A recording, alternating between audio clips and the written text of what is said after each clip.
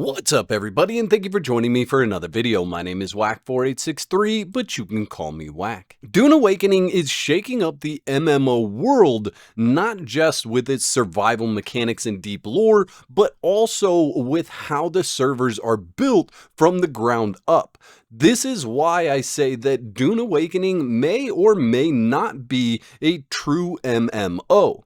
But in this video, I want to break down how this server structure works and how it compares to other MMOs like World of Warcraft, Ender Scrolls Online, and what makes it so different from other games. In this video, I'm going to cover how Dune Awakening is a hybrid of instanced and seamless regions with huge open PvP zones coexisting with smaller survival instances. Server groupings called worlds that keep the gameplay immersive, and the future private server support that may be in the works. In Dune Awakening, you're going to find essentially 4 different instance servers. Starting off, we're going to be in Haga Basin. This is a smaller survival-focused zone, each accommodating at least 40 players. These instances provide a more intimate gameplay experience without cluttering it with a ton of players.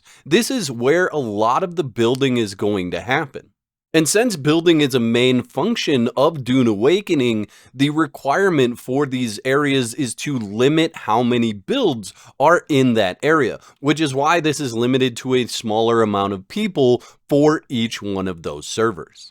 Social hubs are also instanced servers, so we have Arakeen and Harko Village. Both are centralized locations designed for player interaction, trading, and socializing. I'm not sure how many players are going to be allowed in each instance of these social hubs. I'm not sure that it even matters because these are just areas where you're going to go to probably trade things, maybe talk with other players and meet other players, and there's not a whole lot of gameplay interaction that's going to be going on in these social hubs. Now, if I just stopped right there and didn't tell you anything else, you'd probably say something like, this does not sound like an MMO. And I agree with you, it sounds more like a survival game up to this point. But the most important piece, or the most important server instance, is actually the deep desert. And that's where Dune Awakening kind of meets what we're familiar with when it comes to an MMO.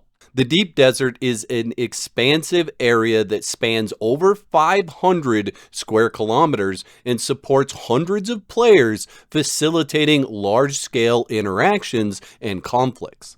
And the deep desert is a mesh of 3 different servers that you're seamlessly going to traverse across, at least according to Funcom, and be able to fight other players from every other instance of Haga Basin. So essentially, where you might find in an MMO that you see everybody in the open world, everywhere you go in the open world, you see every other player that's on that server, and it's hundreds of thousands of players. And then you go into an instance dungeon where you're playing with a limited number of people while you're going through that dungeon. This flips it on its head, where when you're in the open world or you're doing your PvE stuff, you're not seeing every other player, which should essentially give you a better in-game experience in the areas that you're going to spend most of your time building up to get to the deep desert. Then when you go in the deep desert, you're going to be matched with hundreds of other players going after the same resources that you are. And that's where Dune Awakening really needs to make sure that their servers are operating at the best possible capacity, because that's the most important place for performance to really shine. Now, you can build in the deep desert, which is probably going to affect performance somewhat, but the deep desert also gets wiped on a weekly basis. So any builds that are up there are simply going to disappear every week, and that's going to happen on repeat. So it really is going to clean that area of the server on a regular basis. Now let's compare Dune Awakening's server type and world structure with some other games. So Dune Awakening's server setup is a multi-region with instances and seamless zones. The world structure is multiple worlds, each with unique servers, Haga Basin, and the Deep Desert. World of Warcraft server setup is traditional dedicated servers or realms. Its world structure is set up so that each realm is a full world with its own economy and characters. New World has sharded servers with some cross-server activities. Its world structure is a static world per server with cross-server functionality at a limited scale. And then Elder Scrolls Online is a mega server tech for NA and EU servers. All players on a single giant server per region with instancing. If we look at the player cap and instancing for each game, in Dune Awakening we have player caps of 40 to 100 in smaller zones and hundreds in the deep desert. And its instancing is an extensive use of instancing, meshing those servers together for what appears to be seamless gameplay. World of Warcraft has variable caps, 200 to 300 visible players. Its instancing is for dungeons and raids, and that would phase in zones. New World has a player cap of 2,000 players per server. There's no instancing in the open world, only instancing in expeditions.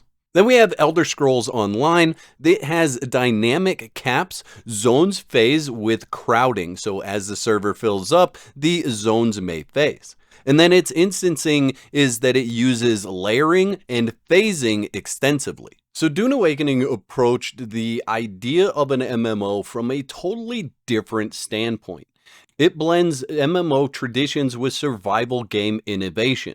Unlike classic MMOs like World of Warcraft or Elder Scrolls Online, it uses a mix of seamless exploration and tightly capped instanced zones to balance immersion and performance. Its deep desert supports large-scale PvP, while cities and survival zones feel more intimate. This hybrid approach could redefine how we think about MMO server design in the future. Dune Awakening connects all of its regions using the Overland map, essentially a world map that lets players fast travel between zones. It creates this illusion of a massive world while balancing server performance behind the scenes. On top of all that, private servers.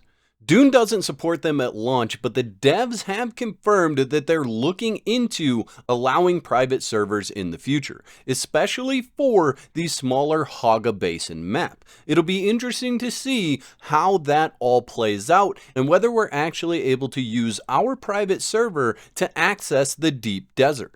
To wrap this all up, Dune Awakening isn't just changing the MMO formula, it's flipped it on its head. It's redefining what a shared online world can feel like with seamless exploration, survival-driven instancing, and the promise of private servers. It's carving out its own path through the dunes. But here's the real question. Do you think this hybrid server setup will bring players closer together or split the community across too many shards? You let me know what you think in the comments below. I'd like to thank all my YouTube members for your continued support. Y'all are absolute legends. Don't forget to whack the like button if you enjoyed the video and subscribe for more content. And if you don't want to be out of whack, there's another video on the screen right now that you can click to support more of my content.